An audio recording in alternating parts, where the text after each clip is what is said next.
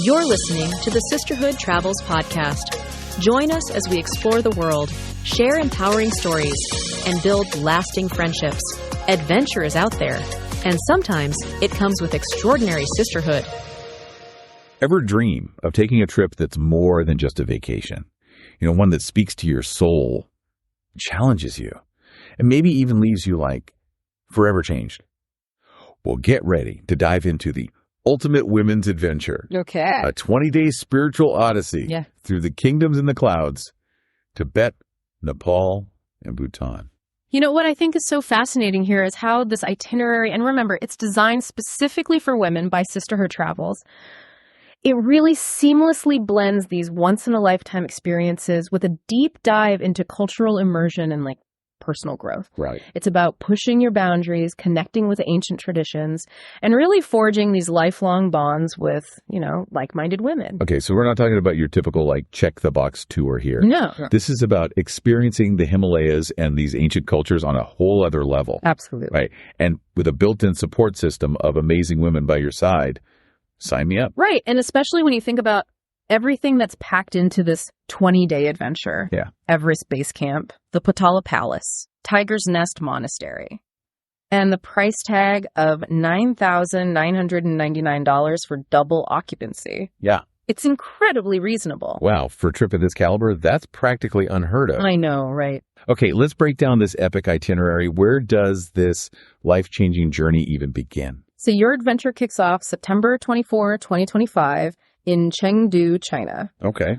Now, you might be thinking China for a trip focused on Tibet, Nepal, and Bhutan. Yeah. But this strategic starting point, it allows for crucial acclimatization to those higher altitudes before you even reach Tibet. Oh, okay. Minimizing that risk of altitude sickness. Smart move. That shows a level of planning and care that's reassuring, especially for someone who might be a little anxious about the altitude. Yeah, absolutely. And you'll have time to relax and recharge, meet your fellow travelers, and even your group leader for a casual meet and greet that evening. Oh, fun. Then on day 2, you catch a group flight to Lhasa, Tibet, often called the roof of the world, where you'll settle into, the lap of luxury at the St. Regis Lhasa. The St. Regis in Lhasa. Mm-hmm. Talk about acclimatizing in style. Now, I know those first couple of days are crucial for adjusting to the altitude, but tell me they don't just leave you cooped up in a hotel room. Oh, no. Even a luxurious one. Not a chance. The itinerary encourages you to explore Lhasa's vibrant culture. Think bustling marketplaces, ancient temples like the Jokang Temple, all while your body adjusts to that thinner air. Okay, that's a relief.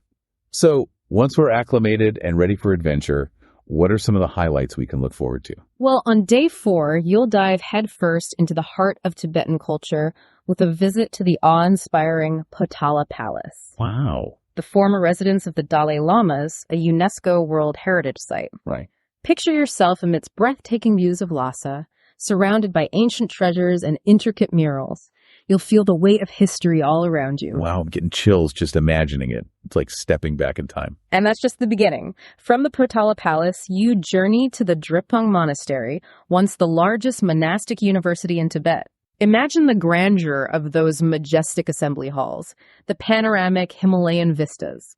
And get this, the opportunity to witness the monks' daily rituals, unchanged for centuries. It's incredible how this trip allows you to experience these ancient traditions firsthand. Yes. Not just read about them in a book. It's like stepping into a living, breathing tapestry of history and spirituality. And speaking of immersive experiences, you'll also get a chance to witness the lively philosophical debates at Sera Monastery. Hold on, did you say philosophical debates at a monastery? That's not something you see every day. I can already feel my perspective shifting. That's the beauty of this trip. Yeah. It constantly challenges your assumptions and opens your mind to new ways of seeing the world. And the adventure continues on day 5 as you leave Lhasa and embark on a scenic drive to Shkatsi. Okay, road trip time. But knowing this itinerary, I'm guessing it's not your average drive through the countryside. You got it. Picture this. You and your group cruising through the Tibetan landscape, the anticipation building as you approach Yamdrak Lake, one of Tibet's most sacred lakes. I can practically feel the tranquility and awe just imagining it. It's truly breathtaking. And just when you think it can't get any more awe-inspiring, you'll set your sights on the majestic Corolla Glacier, a testament to the raw power and beauty of nature. It sounds like a photographer's dream. So much natural splendor packed into one day. What happens after we've soaked in all that natural beauty? Your journey takes you to Shigatse, where you'll delve into the region's rich cultural heritage with a visit to the Tashilhunpo Monastery. This monastery is incredibly significant as it's the seat of the Panchen Lama, one of the most important figures in Tibetan Buddhism. Okay, so we're talking ornate chapels, towering stupas, intricate murals. It sounds like an art and history lover's paradise. It truly is a feast for the senses. And as you explore Tashilhunpo, you'll gain a deeper understanding of Tibetan Buddhism and its profound spiritual tradition. It's amazing how this itinerary seamlessly blends those wow moments, like seeing the Himalayas for the first time, with opportunities to connect more deeply with local culture and spirituality. It's a delicate balance that this itinerary seems to strike perfectly. And that balance is evident on day 6 when you embark on a legendary journey towards Everest Base Camp. Okay, now we're talking bucket list territory. Everest Base Camp is practically synonymous with pushing boundaries and achieving the extraordinary. It's incredible to think that this itinerary includes such an iconic destination. This is where the journey becomes truly unforgettable. Imagine traversing the rugged terrain of the Himalayas, each turn revealing breathtaking vistas of snow-capped peaks, pristine valleys, and ancient glaciers. The air thins, the world seems to expand, and you're surrounded by the raw, untamed beauty of the Himalayas. Chills. Literal chills. It must be an incredibly humbling and awe-inspiring experience to stand at the foot of the world's highest peak. Absolutely. And as you journey towards Everest Base Camp, you'll also pass through remote villages and nomadic settlements, catching glimpses of a way of life far removed from our own. Talk about a crash course in cultural immersion. It's one thing to read about different cultures, but to witness them firsthand, to interact with locals and experience their way of life, that's something truly special. But what about the practicalities? I imagine reaching Everest Base Camp is no walk in the park. You're right. It's a challenging journey. But the itinerary has factored that in. It's not just about getting there. It's about savoring every step of the way, acclimatizing properly, and allowing the magnitude of the experience to really sink in. So it's about the journey as much as the destination. I love that. What happens once we've reached Everest Base Camp? Well, after taking in the awe-inspiring views and reflecting on the journey, you make your way to a truly unique destination on day 7, Rongbuk Monastery, the highest monastery in the world. Okay, now that's something I've never even heard of. A monastery at the foot of Mount Everest. It sounds almost mythical. What can you tell us about Rongbuk Monastery? It's an incredible place, steeped in history and spiritual significance. Founded in the 19th century, it serves as a place of worship, meditation, and refuge for pilgrims and travelers braving the harsh conditions of the Himalayas. It's hard to even fathom the dedication and resilience required to live and worship in such an extreme environment. And you'll have the truly special opportunity to meet with Tibetan nuns who call this monastery home. It's a chance to learn about their lives, their faith, and their experiences in one of the most remote and awe-inspiring places on Earth. That's incredible. So to recap, so far we've acclimated to the high altitudes in Lhasa, explored incredible monasteries and cultural sites, witnessed the natural splendor of the Himalayas, and stood at the foot of Mount Everest. Yeah. And it's only day 7. What comes next in this whirlwind adventure? Get ready for kind of a change of pace, because day 8 brings you from the majestic heights of Tibet to the vibrant streets of Kathmandu, Nepal. Ooh, I love that.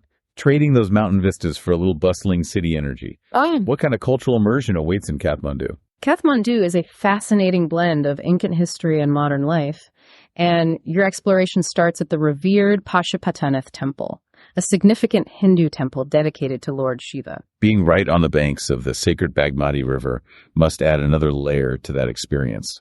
What's it like visiting a place as sacred as this?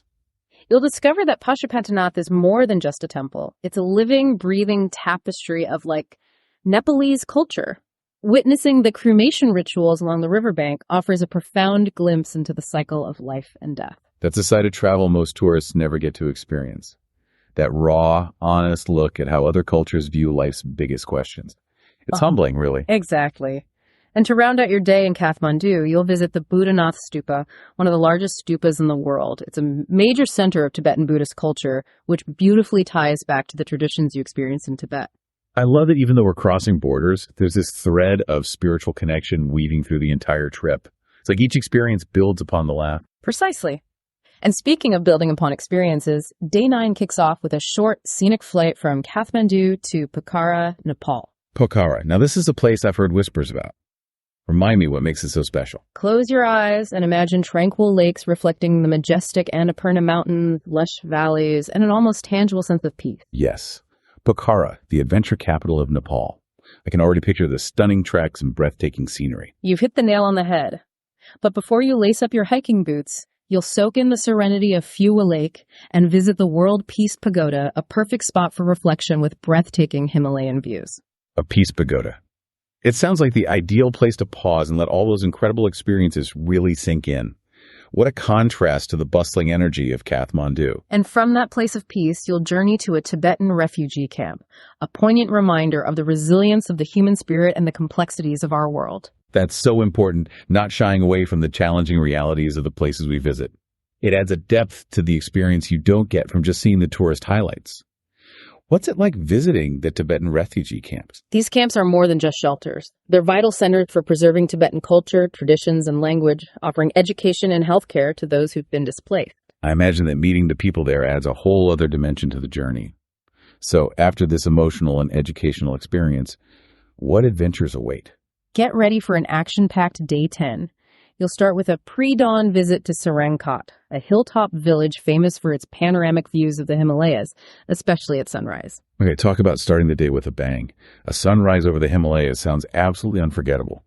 What follows this spectacular start? Hold on to your hats because you're diving headfirst into Pokhara's natural and spiritual wonders. Been to Basini Temple, the mysterious Bat Cave, the awe-inspiring Gupteshwar Mahadev Cave, the cascading Devi's Falls, the serene Tal Barahi Temple on its own island in Phewa Lake, and finally, a relaxing boat ride to top it all off. Wow, that's a jam-packed day of exploration. From temples to caves to waterfalls, this itinerary doesn't let up on those incredible experiences. And neither does day 11. A quick flight back to Kathmandu lands you at the base of Chandragiri Hill. Another hilltop destination.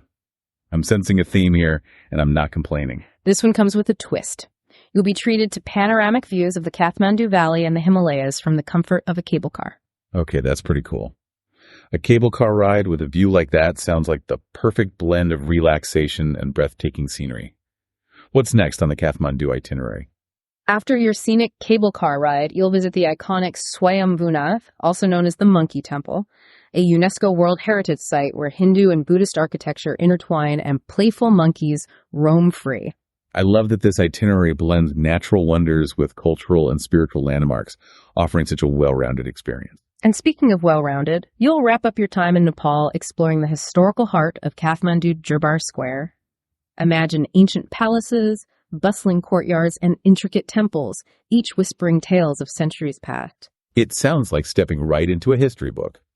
Okay, so we've experienced the spiritual heart of Nepal, witnessed its natural beauty, and explored its rich history. Yeah. What's next on this whirlwind adventure? Get ready, because on day 12, you're whisked away to the mystical kingdom of Bhutan, often called the land of the thunder dragon. Bhutan. It's a country that's always piqued my curiosity, shrouded in mystery, tucked away in the Himalayas. A place that prioritizes happiness above all else. It sounds almost mythical. Where does our boonies adventure begin? You'll land in Paro, Bhutan, and after settling in, prepare for a scenic drive to Thimphu, Bhutan's capital city. And I'm not exaggerating when I say scenic. Okay, lay it on me. What makes this drive so special? Okay, so picture this. You're winding through these breathtaking valleys, those vibrant prayer flags fluttering in the breeze. You're passing these charming villages that seem untouched by time. Wow. And as the altitude changes, the views just get even more spectacular. Panoramic vistas of snow-capped peaks, cascading waterfalls. It's a photographer's paradise. It sounds like the journey itself is an experience. So what awaits in Thimphu? Well, you'll visit the National Memorial Chorten, a stunning monument. It's adorned with these intricate carvings and prayer reels. It's a place where you can really feel the pulse of Bhutanese spirituality. That deep connection between art, architecture, and faith. I love how this itinerary emphasizes experiencing these cultures on a spiritual level. Yeah. Not just ticking off sites on a list. Right. It's about understanding the heart and soul of a place. Exactly. And what better place to understand Bhutan's heart and soul than the Tashichozong? Yeah. This impressive fortress monastery serves as the seat of Bhutan's government and religious leadership. Wow. A powerful symbol of their unique blend of secular and spiritual authority. Plus, we get to witness the evening prayer ceremony there, right? That's an experience you just can't replicate. Absolutely. Picture those flickering mutter lamps, the rhythmic chanting of monks. You know, that palpable sense of peace and reverence. Yeah. It's truly unforgettable. Okay, after immersing ourselves in the spiritual heart of Bhutan, what's next? Day 13 is a whirlwind of Bhutanese culture at the Thimphu annual festival, or Chechu. Okay. Imagine yourself surrounded by locals in their finest attire. The air is buzzing with, the sights and sounds of mass dances, traditional music, colorful processions. Like stepping into a, living, breathing postcard. What a fantastic way to experience the energy and traditions of Bhutan. And after you've had your fill of the festival's vibrant energy, you'll visit the imposing giant Buddha statue at Kunsulfo Drang, Okay. a beacon of peace and tranquility overlooking the Thimphu Valley. Beautiful. Then in the afternoon, it's a scenic drive to Punakha, Bhutan's former capital, where even more adventures await. Lead the way. What wonders does Punakha hold? Prepare to be amazed by the majestic Punakha Dzong, strategically located at the confluence of two rivers. Its towering white walls, intricate woodwork, and vibrant murals are truly awe-inspiring. I'm starting to think those Bhutanese architects really had a thing for combining defense and spirituality. Every dzong we hear about is more impressive than the last. They certainly knew how to make a statement. Right. But there's more to Punakha than just zongs.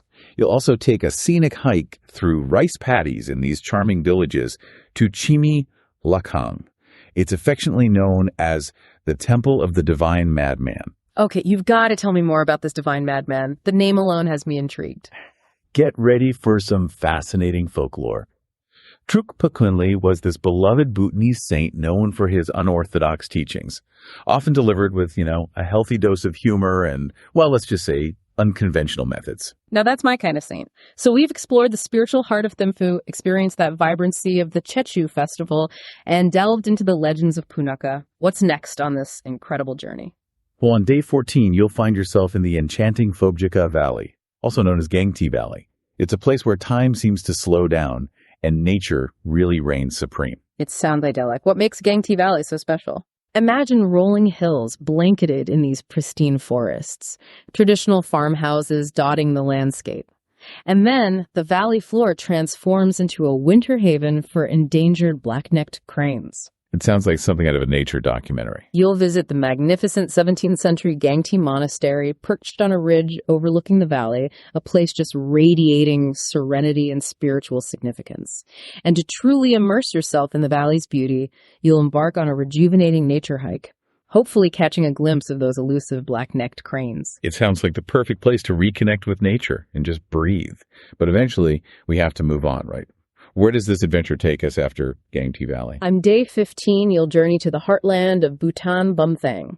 It's a region steeped in history, legend, and breathtaking natural beauty. The heartland. And we're talking about a country already bursting with spirituality and tradition. What sets Bumthang apart? Well, Bumthang is home to some of Bhutan's oldest and most sacred temples and monasteries. You'll explore the architectural wonders of Jakar Dzong, a fortress monastery dating back to the 16th century. Another dzong. They really are magnificent structures. Wow. What else makes Jakar Dzong so special? The artistry, the craftsmanship of the Bhutanese people is on full display here. But you'll also visit Kriji Lakhang, a complex of temples kind of nestled among cypress trees, considered one of Bhutan's most sacred sites. Legend has it that Guru Rinpoche, the saint who brought Buddhism to Bhutan, left his body imprint on a cave wall here. Wow. To visit a place with that kind of history and spiritual weight must be incredible. What other mystical adventures are in store for us in Bumthang? Day 16 is all about embracing Bhutan's mystical side. Ooh. You'll journey to the enchanting Mebart Show or Burning Lake, Right. a sacred site shrouded in legend. It's said that this revered Bhutanese saint proved the authenticity of sacred scriptures hidden beneath the lake. How? By emerging with a burning butter lamp that miraculously stayed lit underwater. Now that's what I call a story. It's amazing to think we'll be visiting places where faith and legend are so deeply intertwined. It's really something. You'll also visit Tamshing Lakhang, a 16th century monastery with stunning murals depicting the life of Guru Rinpoche. And as a reminder of Bhutan's warrior past, you'll see their collection of ancient chainmail armor.